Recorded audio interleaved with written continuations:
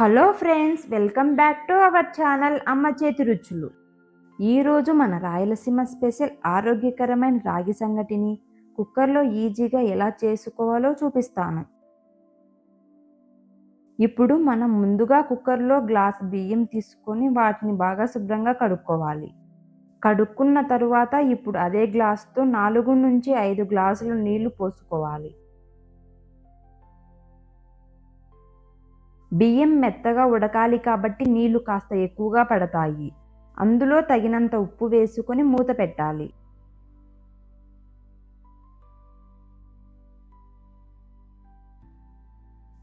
ఇప్పుడు స్టవ్ మీద కుక్కర్ పెట్టి మీడియం ఫ్లేమ్ మీద 2 నుండి 3 విజిల్ వచ్చేంత వరకు ఉడికించుకోవాలి.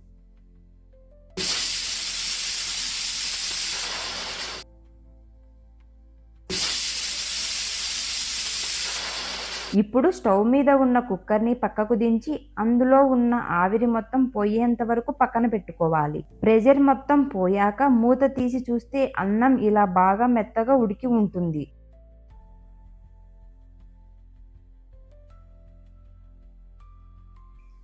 ఇప్పుడు ఉడికిన అన్నంలో 2 నుండి 3 పెద్ద స్పూన్ల రాగి పిండి వేసుకొని సంగటి కర్రతో ఇలా ఉండలు లేకుండా అన్నం రాగి పిండి బాగా కలిసేలా తిప్పుకోవాలి.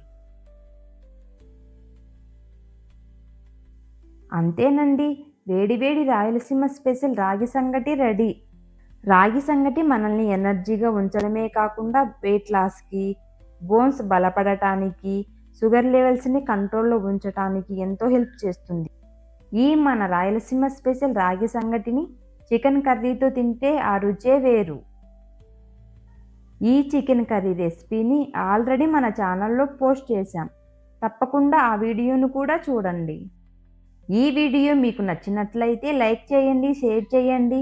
అలాగే మన అమ్మ చేతి రుచులు ఛానల్ని సబ్స్క్రైబ్ చేసుకోండి.